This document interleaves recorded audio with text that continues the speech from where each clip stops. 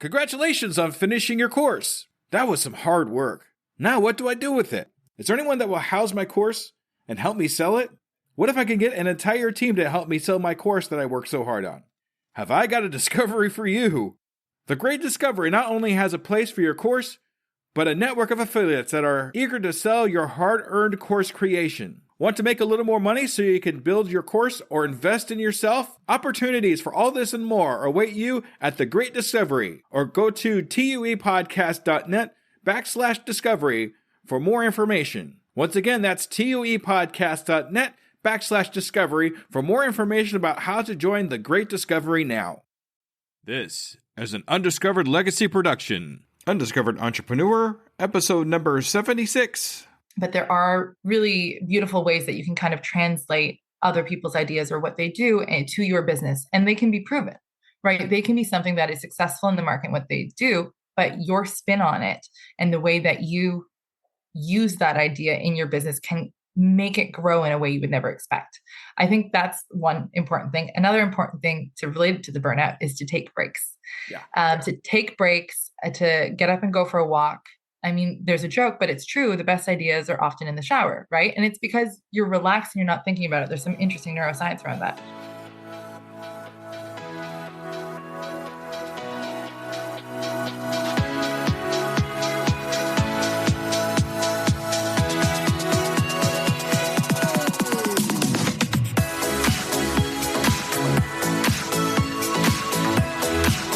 Welcome to the Undiscovered Entrepreneur, the podcast where brand new entrepreneurs come to life and could quite possibly be discovered. Join me, DJ Skoob, and the rest of the Skoob Believers as we help these new businesses become a reality. And now, away we go!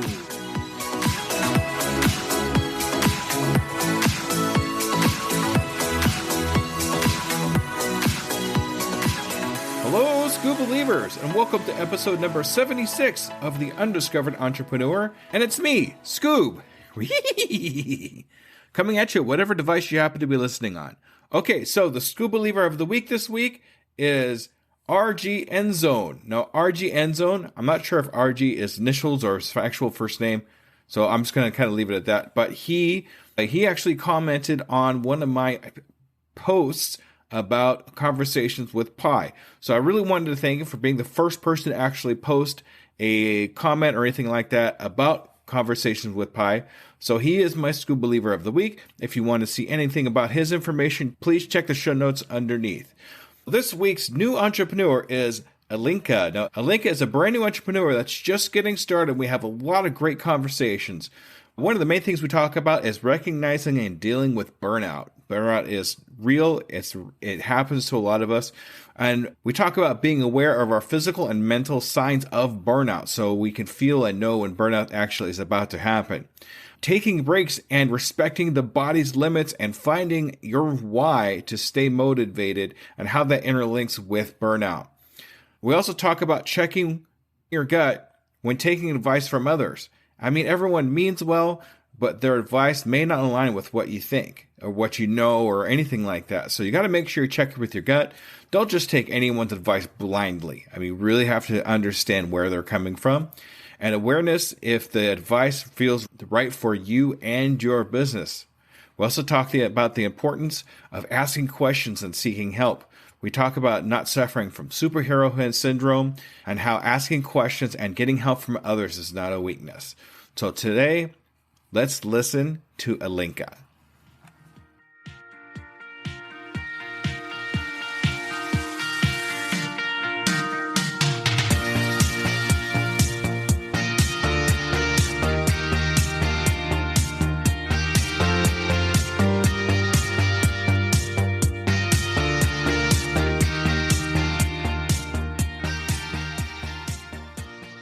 Salutations, Skoob Believers, and we are here again with another amazing, brand spanking new entrepreneur. Today we're here with Alenka. Hi, Alenka. Hey, so nice to be here. It's fantastic to meet you. Thank you so much for taking the time out of your day to be on the Undiscovered Entrepreneur. I really appreciate you. Yeah, I'm so grateful that you asked me to be a guest. Oh, yeah, for sure. All right, but before we do anything, I do have one kind of semi-serious question to ask you. Okay, you ready? Ready. All right, here we go. Are you a Skoob believer? I am. All right. Yes. Thank you so much for being a Skoob. Thank you very much for being a Skoob believer. I really appreciate you. Yeah. All right. So what I'd like to do here first is just kind of get an idea of who you are, what your entrepreneur adventure is, and kind of how long you've been doing it for. Okay.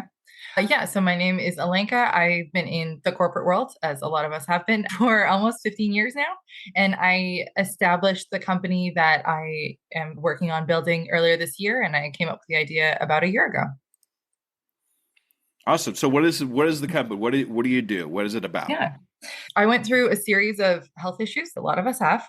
I did everything the doctors were telling me, and I wasn't finding answers. And I decided to do my own research because I don't like to give up on things. So I went in and I did a bunch of research. I tried a lot of things, and finally things started to fit and it started to work, and I started to get better. I realized that I could build something. I had the skill set from my corporate experience that I could build something that would help connect people who haven't found answers in conventional medicine to vetted providers based on shared values and based on where people are today, right? Because sometimes you just need to feel a little bit better, and sometimes you actually are ready to do the work to, like in my case, do physical therapy so I don't trip and sprain my ankles again, right? Everybody needs something at different points. So yeah, so I decided to build a company to help people with that. I am in the beginning stages. It's very exciting. Today I was talking with potential investors and understanding how all of that works. And I've been talking with different people about different things, but it's very exciting to hear people's responses when I explain it. And then when they start to share their own personal experiences as well. That's awesome. My wife has a lot of health issues and health problems. We've been trying to navigate this whole thing. I actually work at a hospital during the day. And I thought working at a hospital, I could go walk up to anybody and get answers. And even working at the hospital, I still don't get the answers I'm looking for. It's kind of amazing to me.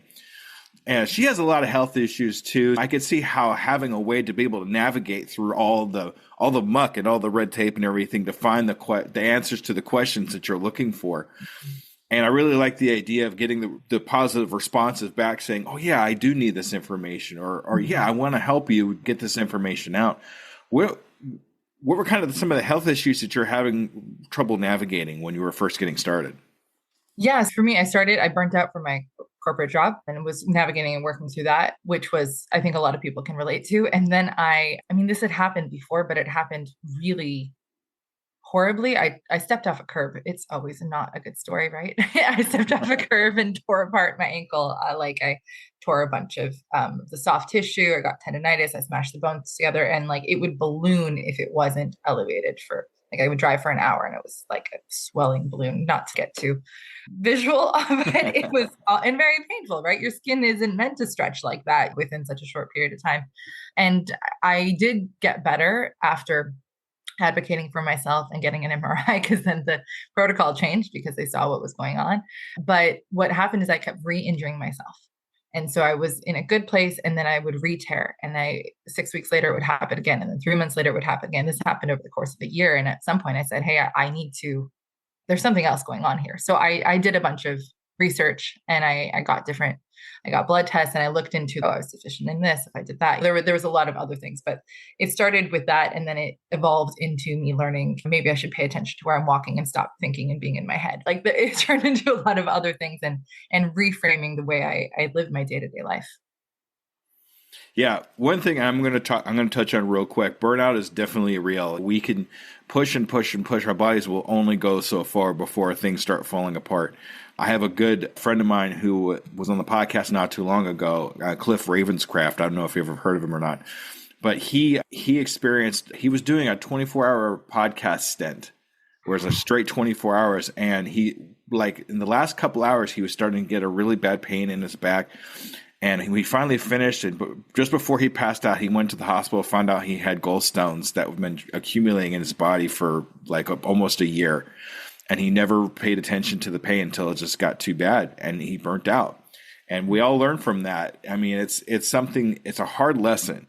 It's a super hard lesson, but burnout is real. It is. And it's fast. Like the more I learn, the more I see how it's interrelated to so many things. Like I clenched my jaw so hard that I had extreme pain in my teeth. And I didn't realize that's what it was. I went to the dentist and she's, oh yeah, you just ground your teeth so hard. And this was during the day. I had a mouth guard at night, but it shows up in different ways for different people. And sometimes it can show up in like very horrible things like gallstones. But like for me, it showed up in other ways and more of my mental health. Like I didn't have the energy to do basic day-to-day things, let alone like work. I tried. And it just at some point, it wasn't possible. Aside from extreme pains happening or anything is there anything we could look out for if we're starting to experience burnout? I mean, I think you've done a little research on that, yeah? Just a touch, yes. I have done some research on it.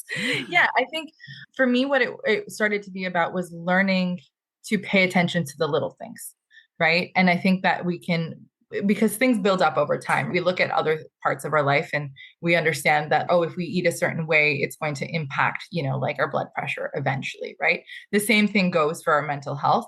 What does it look like for you? And that can look like differently for everyone. For me, grinding my teeth is a huge one.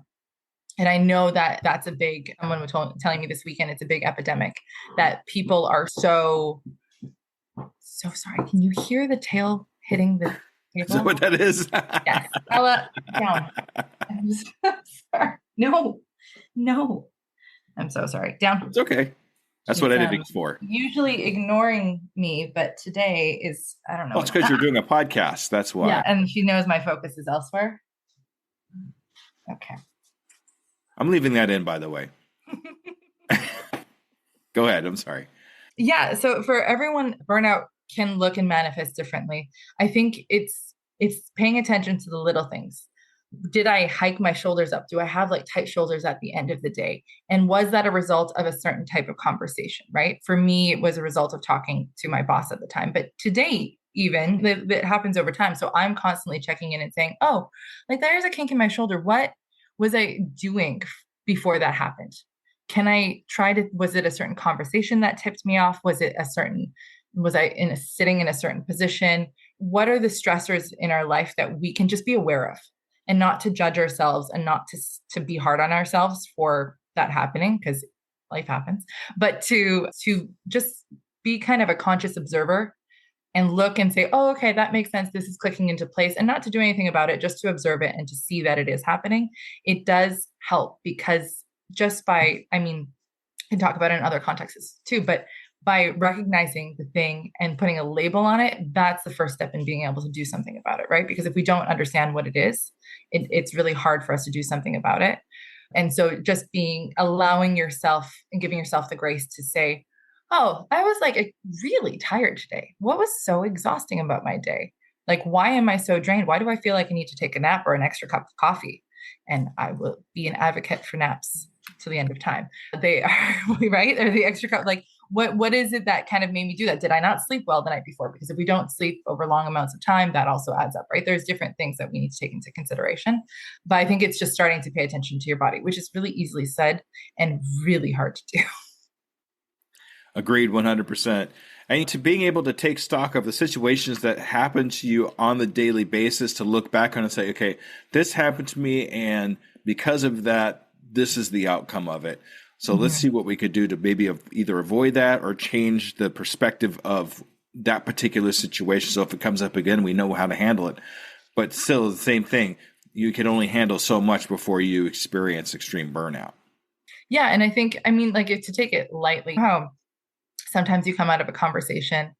I don't mean to take burnout lightly. It is a heavy topic, but to kind of put a spin on it in terms of a metaphor, sometimes you come out of a conversation and you're like, oh, if I just had that really fun comeback, like that would have been funny in the moment, right? And that's just our way of reflecting. And maybe the next time you'll say it and it's funny. If you think about that in terms of your body, if you're aware of it, that afterwards, maybe next time you'll be more aware of it in the moment, right? Like I clench certain parts of like my shoulders, and now I'm more aware of it. It's not perfect, but it's helping, right? So if you kind of think of it in the same way, you can start to see how it could potentially progress. All right, fantastic. Some great advice for the Skoob believers out there who might be not sure if they're experiencing burnout or not, or maybe close, but not really realizing it. We'll definitely take that to heart. Alenka, thank you so much for that information.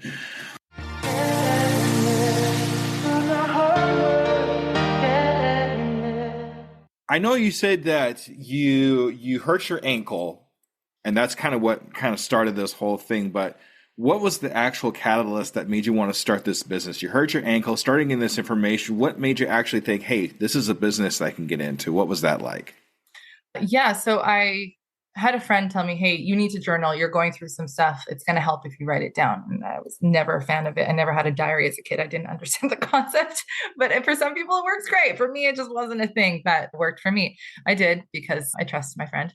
And it came to me very, as I was journaling, I realized, hey, like a lot of these people that have helped me get better, they are really good at what they do. They're really good at helping people. They are not great at marketing. They're not great at figuring out how payment should be processed and like all of those kind of administrative or business, if you will, functions.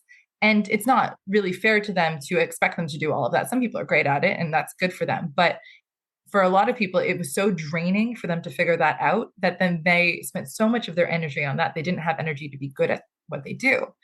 And so I was like, oh, I can fill the gap between those two pieces because let's connect people with practitioners who can help them. And those practitioners are then getting booked more often and they can be better at what they do because they're not wasting their energy figuring out how to set up a Squarespace or a Shopify account or whatever it is that they're using. Because it is a lot of work no matter what you do. Absolutely. Yeah, being observant from the people around us just on a daily basis or in experiences that we have, just like you did, and finding that gap that you can fill, like how they can use some help doing this. And even you can ask them, you just straight up ask them, hey, if somebody did this for you, would you take advantage of that? Just the little questions that you can ask that make the biggest difference, not so much in your own life, but in other people's lives too. Because once you fill that gap, you realize, hey, there's more people like this. I could make something out of this. Yeah, and just getting a lot of feedback, so much conversation, right? Like I do this in the corporate world, right, where I would get feedback from the end client and understand, hey, if we fix this problem, would this be helpful to you? Because you always see these examples of this is a problem that people see, but if people aren't using the solution, then it's not applicable, right? It's not a tangible business idea that's going to go forward. But when you start to tweak it, and sometimes it's just the initial idea, like where I started with the idea was like, oh, let's help people with their taxes, which is like great, very complicated and messy, but it's not fixing a bigger problem. And so it kind of, the idea expanded and evolved, and now it's kind of changed it to something that people resonate with a lot more. And to me, that's great validation, right? When you have a business idea where people are like interested in it, that's one thing. But when you have a business idea where people get excited and kind of iterate on it in conversation, that's different. And that to me means you've struck a chord. There you go. That's the way to do it. Market research, just the people around it. And it's amazing to me what you could find out from just the most oddest people sometimes. If you just talk to your server, hey, how are you doing? I have this idea. What do you think? Or you could get ideas from the janitor, the guy that's walking around with trash. You never know what he would actually know. You wouldn't know that he's been studying entrepreneurship for 8 hours every day in an earbud until you actually sit down and talk to him, because that's kind of what I do. So that's great. Well, it's so funny you say that, because I think it was How I Built This, the podcast. I can't remember. Maybe it was a different one, but the string garbage bags, where apparently the person who came up with that, everyone told them they were crazy and that was not going to be useful and no one was going to use it. And he believed so much that it was going to be the best thing, and it is, that he went forward and patented and did it himself. And it's a beautiful story of, yes, talk to those people. Like, you don't know what need you're fixing until you speak to people about what their problems are. And it doesn't have to be as complicated as what I'm doing. What I'm doing is, I joke and I'm like, it is complicated, but it can be something simple. And the simplest things are like, I remember like one of the simplest things that I heard that I thought was beautiful on your gas tank, you have the arrow of which side that is. That was just somebody came up with it and did it as to be nice. They didn't, it wasn't something they tried to make money off of, but there are examples of that, are little things that make huge difference in people's lives that don't have to be reinventing the wheel, if you will. Yeah, and I have to thank whoever invented that, because I was a car salesman for 16 years. And when I started seeing that show up in people's dashboards, I was like, thank you. Because I'm So always being on the infuriating. wrong side of the car that has the gas tank on it. A simple arrow would make just the biggest difference. So that goes to show, doesn't it? Yeah, it does. There's that. I mean, I will in the Costco line sometimes, the Costco gas line, go on the opposite side, but I really don't like doing it. Well, you're waiting in line, and do I have to wait in line any longer on this side? Oh boy. Yeah, I can understand that. But what are the little things that you do in your business that make the biggest difference, you think? I think being open to what you see in the world around you. So I came up with the basic business concept, but then I started to do just to listen to people. I remember I was standing in line at a restaurant and somebody said something about what they do in their business. And I was like, oh, I could translate that in a really great applicable way. And I just being able to connect the dots in ways that like not being stuck in what you do, but there are really beautiful ways that you can kind of translate other people's ideas or what they do to your business, and they can be proven, right? They can be something that is successful in the market, what they do, but your spin on it and the way that you use that idea in your business can make it grow in a way you would never expect. I think that's one important thing. Another important thing to relate to the burnout is to take breaks. Yeah. To take breaks, to get up and go for a walk. I mean, there's a joke, but it's true. The best ideas are often in the shower, right? And it's because you're relaxed and you're not thinking about it. There's some interesting neuroscience around that. But take breaks and get up, because sometimes I have so many spelling mistakes. It's late at night. And sometimes it has to get done, but other times it's more worth it to stand up, do something else, and come back to it later on. I think those two things, when you don't try to force yourself to go, and you are able to understand that my body needs a break and pushing through is only going to make, for example, the spelling mistakes worse. When we respect our bodies and understand where our limits are, it does help our success overall and the longevity of what we're working on too. Yes, 100% agreed. You got to take that break. Got to take that extra time. It seems like if I take this extra time, that means time away from what I'm actually doing. But if you were just to keep pushing it forward, your productivity just tanks. Yeah. And when you take that break, your productivity actually goes up, and you could actually accomplish more with that break than you would if you weren't to take that break. So it's really hard to wrap your head around, but if you really experience it for yourself, you realize that it actually works out a lot better if you do take that extra break. Yeah, and sometimes it's as simple as getting up and doing the dishes, right? It's something that needs to get done anyways, but it's not what I was doing, and it gives my brain a second to switch and take a break from what I was doing. Exactly. All right.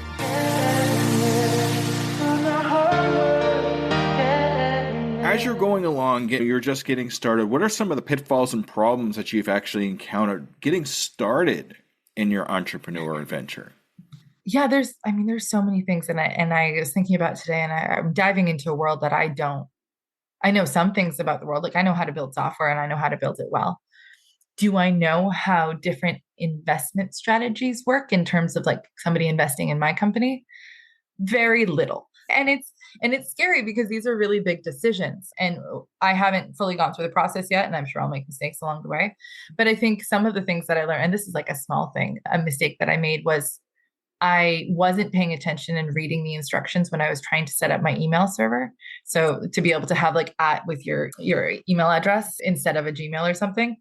And I had to reset all of my domain permissions because I just was like doing it too tired at night and like making too many mistakes instead of paying attention and doing it well. And I grew super frustrated with it. And I think that's just one example, but it's been really hard. I think the other thing was taking everyone's advice.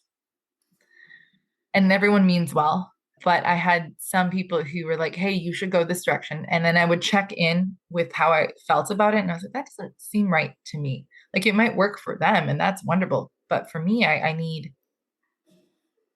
it doesn't feel right. So making sure that, hey, what works for you is different. Your business is not the same as everyone else. So how can you make sure that what you're working on makes sense for you? Yes, absolutely. It's nice to get advice from other people, but you really have to check with your gut first before going forward with the advice. Yeah, everybody wants to help. Everybody has their own experiences, but those experiences aren't always what your experiences are, even if it's in the same subject. Even if it happened a similar way, we still got to check in with ourselves, with our feeling, with our gut, and to make sure it's a good decision. We can't just take everybody's advice and just go with it automatically. Oh, that sounds good. Let's go do that. No. Wait, let's think this thing through first. So yeah, check with yourself first, 100%. And fear is something that I actually talk about a lot in my podcast. And getting into something that you're not always 100% sure about. I wasn't 100% sure about podcasting, I can tell you that. But once I actually jumped in there, I realized what I was doing, it seemed okay. I mean, sometimes the best way to figure things out is just to go in feet first and just go for it and just see what happens. Yeah, I agree with that. Yeah. Do you happen to know the acronym for fear? Have you heard that before? Oh, maybe a long time ago. Remind me. FEAR, false evidence appearing real. Yes, I have heard that one before. It's good. And that's something I live by. A lot of times, if I fear it, I do it. That's just kind of my Now, I don't expect everybody to do that, trust me. But one of my main things is if I fear it, I think fear is kind of pointing me in a direction. I need to go this way and have this experience to make things move forward. So that's kind of how I think about it. I mean, there's a lot of really interesting research that explains how people who are fearful but still do it kind of build this muscle, and that muscle allows them to do things they would have never done otherwise. And I think it's really beautiful when you talk about it with grit is like part of it.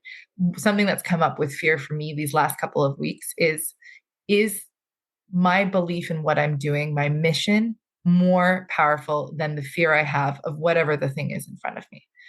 And that has been something that's been beautiful to come back to, even if it's like cold reaching out to somebody that I really want to chat with, or if it's putting my face on camera and speaking to the camera, right? Because, I'm not an extrovert that way, and I've learned to get comfortable with that. It can look like a lot of different things for a lot of people, but I think it's really important to stick to your why. Why are you doing this? Why is what you're doing important? And that will help get you through a lot of those fears. Thinking back to your why. Yeah, 100%. You're like, I know it's not comfortable. I don't know if I want to do this, but I got to because this has to happen. Yeah. Yeah, it has to happen. And for me, this is the first time in my life that I have started to work on something. And it is, I wouldn't say fun, but like a pleasure. Like I'm enjoying working on it. It doesn't feel like work the same way other things feel like work. And so if you found something that feels that way to you, fear is nothing compared to that feeling. Exactly. And the thing I always worry about too is if I don't do that thing I fear, what could have been? Mm-hmm. What would have happened on the other side of that fear? And that's something I used to live with. I don't live with that anymore because I want to experience what I can on the other side of that fear because it might be something great. If not something great, it's something that I could have learned from. It's a failure that I could have that I could learn from. So even though I feared and it failed, I still took something back from it that I could carry into my next adventure. Yeah, exactly. And being able to do that is beautiful. And that's how we grow and become better than we were yesterday. That's right. All right. Awesome.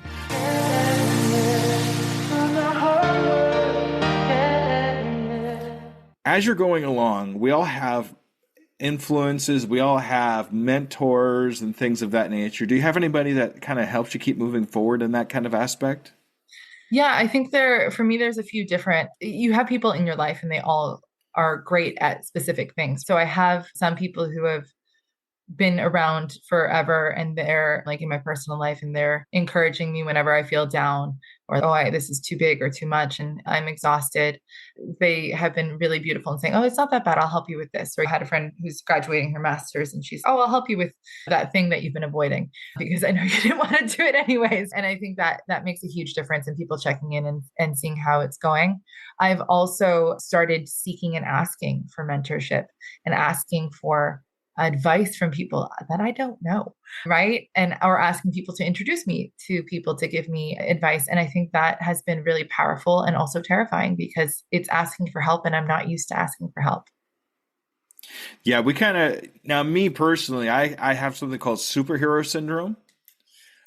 where I just want to swoop in and save the day and be that guy that everybody wants to go to. But I don't ask for the help, because if I ask for help, it's like almost like being weak. It's not being the superhero. But the more I get into my entrepreneurship, the more I realize that I have to ask these questions. I have to get this help, because if I don't, I'm not going to get any further, or I'm going to experience something that I don't want to experience. That's going to be so negative that it's going to put me out. Asking the questions, asking for help, it's not a negative thing. It's actually a positive thing, because you're going to learn more in asking than you definitely are than not asking. That's for darn sure.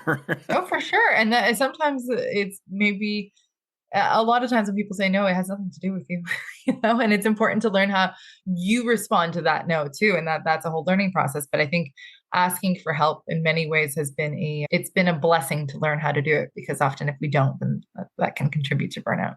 Yeah, absolutely. Because now you're stressing out about it. I didn't ask this question. I'm never going to figure this out. I've done it for years and days or whatever it is, and I'm still not getting anywhere. But I don't want to ask the question. I don't want that. I can't have to help. And it just you start gritting your teeth and your shoulders go up. Right? Exactly what we talked about. Exactly. Yeah. Well, and sometimes somebody can give you the answer in 2 minutes, and you've just spent 3 months figuring it. Is it worth Yeah. it? It's like me when I was growing up. My mom always had that 12 o'clock blinking on the VCR, and it took me 2 seconds to stop it from blinking, kind of like that. So I avoid changing the clocks in my place until my brother or dad visit. I'm like, I'm not doing it. I'll do the math. It's fine. All right.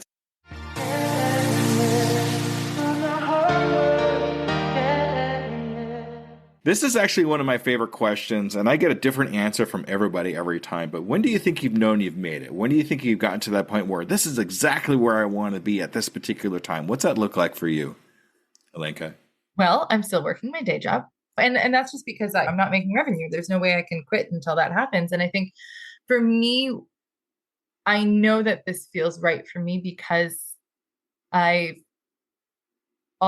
hasn't been any sort of extreme, like this is a terrible idea or and it doesn't mean that there isn't possibilities that it won't go super well. But I think our definitions of made it often are like that goalpost that keeps moving forward. As you move forward, that keeps moving forward. So it's more important that we almost appreciate where we are today and the work that we've gotten to be at that moment.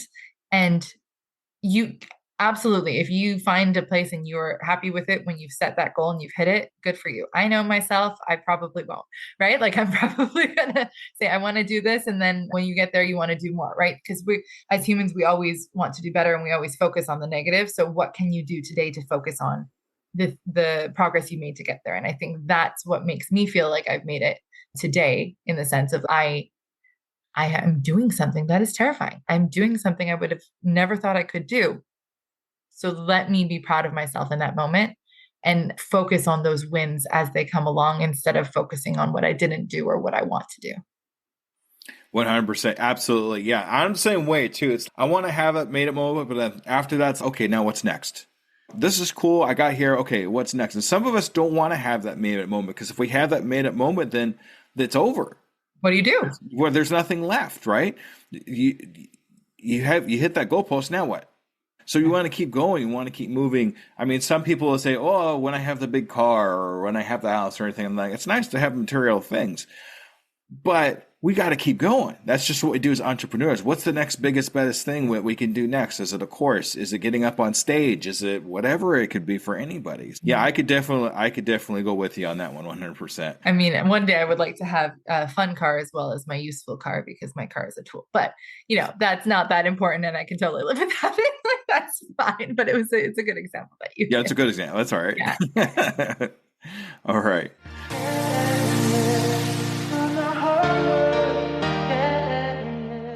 I like this question because it kind of branches off from another podcast that I do. But if you met somebody that's just getting started in their entrepreneur adventure like you are, what is one piece of advice you'd be able to give to them? If you're just starting out, figure out your why. Figure out why you're doing what you're doing, because that is going to set the stage for everything else. And the business idea you're working towards can evolve and change. But if it's still staying true to why you're doing what you're doing, that's all that matters. So I think it's just really hard for us because sometimes we are like, well, this would be cool, but that would be cool. And then we just get distracted with so many things and we don't figure out what the why is. And we end up cycling or going in too many directions and spreading out our energy and not actually seeing progress because we're not focused. And I think that is really important, is to figure out why you're doing what you're doing. And then every time you do something, check back in. Does it align with that? Does it fit in with that why? And if everything doesn't, then it could be that you're not focusing on it, or it could be that maybe the why didn't feel right. Like, you kind of have to play the game and figure it out. Yeah, I mean, I like to write my why down and have it somewhere always visible 100%, because then I know if I'm having squirrel syndrome, because that's what that is, you're just going all over the place. You can look back on that why and say, now, does this, whatever it is that's gotten my attention over here, does this fit into my why? Does this fit into the funnel that I've made for myself to get this stuff accomplished? And if not, I might write it down and put it in a shoebox somewhere for another time. I have a whole shoebox of ideas that I've put aside for another time. And then when I get bored or something like that, or if I accomplished what I've wanted to accomplish with this particular thing, I'll go into my shoebox and pull out a new whatever it is that I happen to want at that time. I just close my eyes and just pick one, whatever. But yeah, your why is probably the most important thing you can have to kind of give yourself that focus, that direction of where you need to go. Mm-hmm. Yeah. All right.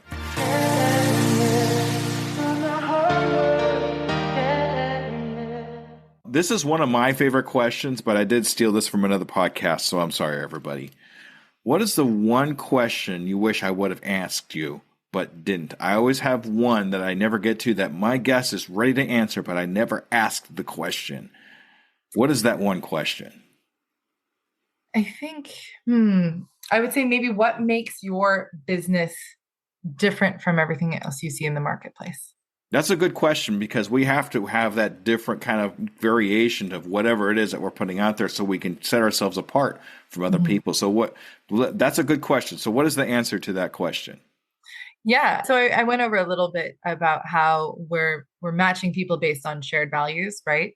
And shared values that can mean a lot of things, but like worldview is important, right? You know, it shows that when you have that, things move forward better, right? If your practitioner provider is like, hey, here's a pill, and you wanted the pill, great. But if you didn't want the pill, then that's not really helping you, right? Like that is a worldview and a way of thinking. It is a value. But something that's really important to me, that I think it's really important, that care for your health should not be determined based on your ability to afford it. And I mean, I'm Canadian, so that comes with the territory a little bit, but still, like, we have very similar problems up in Canada as well. Like, I live in the States now, I'm familiar with both systems. But so what we've decided to build is a portion of the proceeds from day one are going to go towards a fund. And that fund will go towards people who otherwise wouldn't be able to afford the services. So they can get the same access to care that people who are paying for it can. And so what that means is you are paying for a service. Let's say it's some sort of a physical therapist, as an example. A portion of the proceeds that we take for the platform go towards this. It's a dog outside. Yeah. So what that means is a portion of the proceeds, when you have your appointment, they go towards a fund. So you are contributing towards someone else getting care. And that means that providers are also be able to provide care to people that need it. And providers usually get into this because they care, but they also have mortgages and they have mouths to feed. And this allows for that kind of cycle to happen where by taking care of yourself, you take care of others and you take care of the providers. That's amazing. I'm glad that you're doing that, because that's definitely going to set you apart from a lot of different people that's just pocketing all the money. Yeah. It's nice to be able to take a portion of that money and be able to help others that might be in need of that money to be able to get the physical therapy, like you said, or the pill, or, the medications or anything like that they need to be able to get over whatever problem that they're having right now. And don't worry, Alenka, I love dogs. I'm gonna tell a little story. This is way off, but I'm gonna tell a little story. My very first podcast was with a Angela Caddy, and she was a professional organizer, and she had a dog that sneezed in the middle of the conversation, And everybody heard it. So I just said, bless you, dog. That's all I can. So don't worry. We like puppies. Obviously, I like puppies. So Yeah, yeah. that's Yeah, fine. no, I'm so sorry. She's usually very quiet, but today it's been exciting. So That's okay. We forget. We'll forget. What's your puppy's name? her name's Ella. Ella. We forgive Ella. Okay. She's amazing. So no, that's great. That's a great answer to a question that you figured on your own there. So that's awesome. Thank you so much.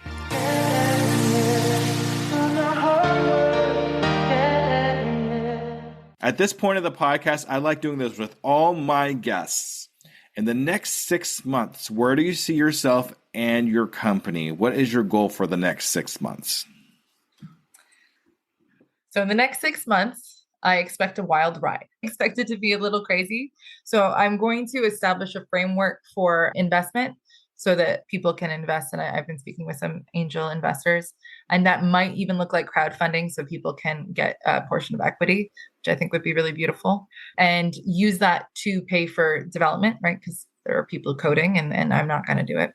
I could, but that would take years and be horrible. So we're not going there. To build, my goal is to have something live before the end of the year would be amazing. It is a stretch goal, but to have something live. And so what I mean by something is we would be targeting a subset of conditions and providers, right? So focusing on very specific types of conditions for a specific type of group, probably women in the 35 to 45 range, like something in that, because those are generally the most underserved community. And it won't be, we haven't determined what that is because there's a lot of data that we are going through, and we're also asking for feedback from people as well. So that's the goal in the next 6 months, is to have something, because that would be end of year, and that would be really amazing to have something live by then.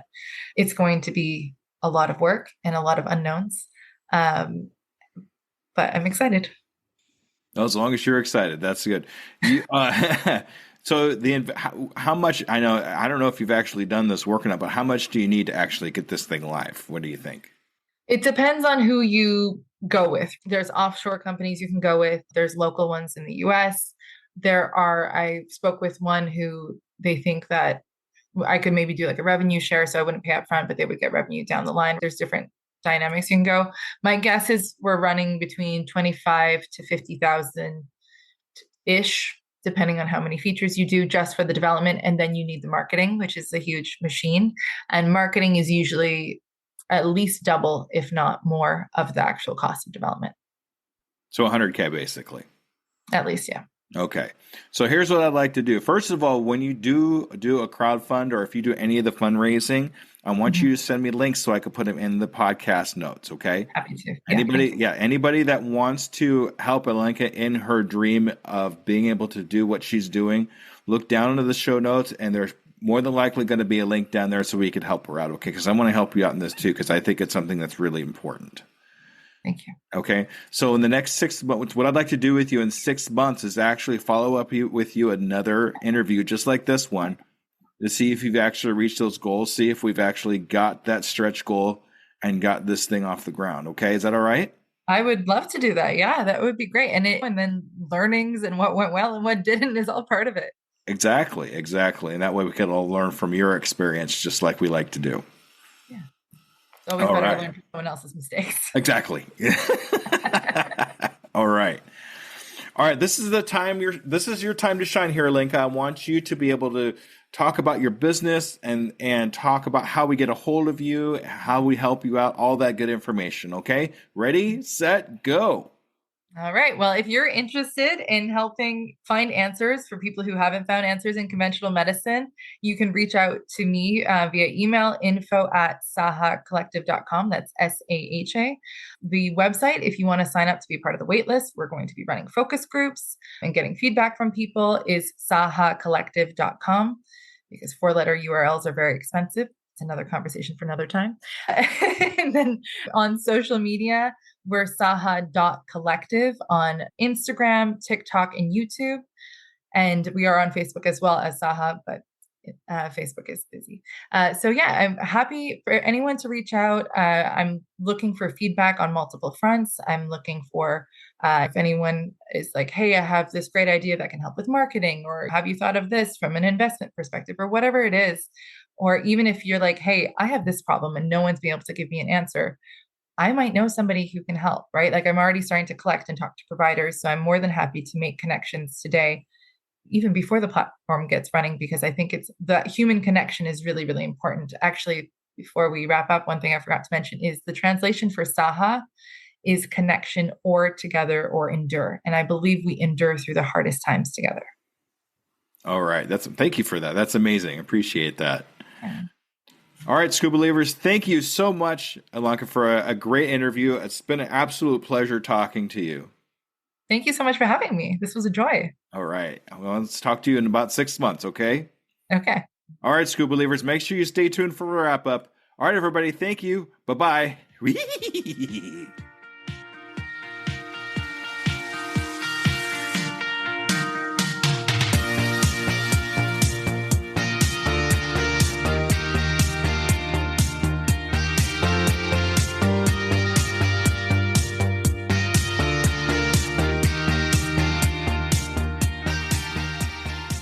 All right, Skoob Believers, that was Alenka. Boy, what a great interview. That went a little bit longer than usual, but you know what? She had such great information. I love talking to her. I love the way she talks, too. She had a great voice.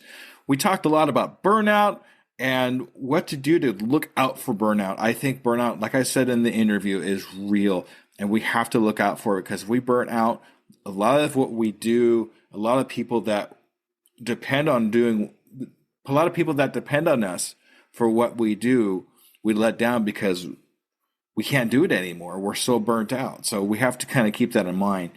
We talked a little about fear and checking our gut with advice. Always check your gut when it comes to advice. Very, very important.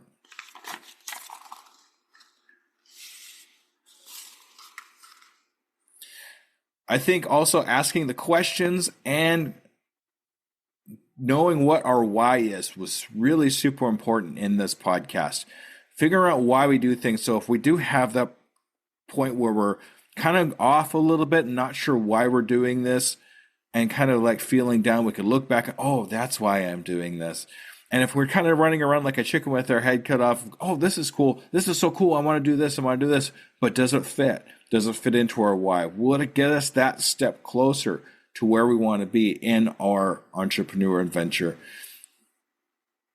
And I really hope that Alenka gets that funding she's looking for in the next 6 months. I will definitely be looking forward to talking to her in 6 months and see if she actually accomplished what she wanted to accomplish. All right, so a little bit more about me. I am going to make this one really super brief. I'm looking for some help from entrepreneurs out there just like you to ask questions to Pi, my AI assistant that I have for business conversations with Pi.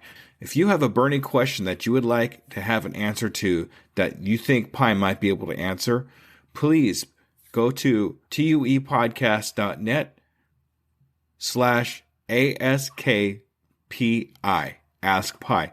I will do my best to ask that question and make sure to mention you that you actually asked that question. Still have my Patreon going up, tuepodcast.net/Patreon. I'm going to start to put some bloopers in there, which are a lot of fun. I got episodes in there. I got some behind the scenes, some great stuff, and it can only cost $3 if you want to see some of the great things. I'm really looking forward to talking to you on my next episode. We have the Friday episode coming out, which is Undiscovered Advice, and we have our Sunday episodes now, Business Conversations with Pi. So I'm looking forward to seeing you at all of these places. Thank you so much for Skoob Believers. Take care. Bye-bye.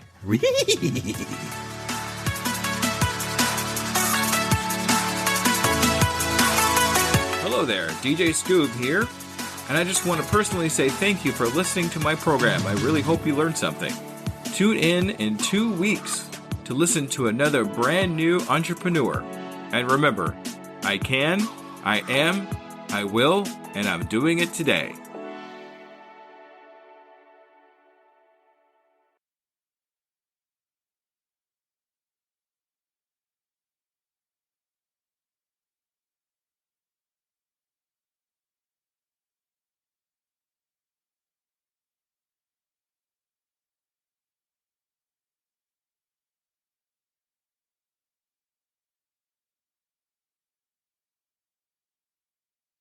Do you find yourself faltering when speaking in public? You definitely know what you're talking about, but you just can't seem to get over the horrific fear, and imagining people in their underwear is just not working. Whether you're gearing up for a big presentation or just looking to improve your daily communications, Leslie Fiorenzo is your go-to resource for mastering self-promotion, facing your audience fearlessly, and communicating with authority. Don't miss out on your opportunity to elevate your game. Contact Leslie Fiorenzo now or go to tuepodcast.net/speak to step into the spotlight with confidence. Your adventure in public speaking mastery starts here and now. Don't wait to get your voice heard. Book your free consultation at tuepodcast.net/speak to start your adventure in speaking excellence today.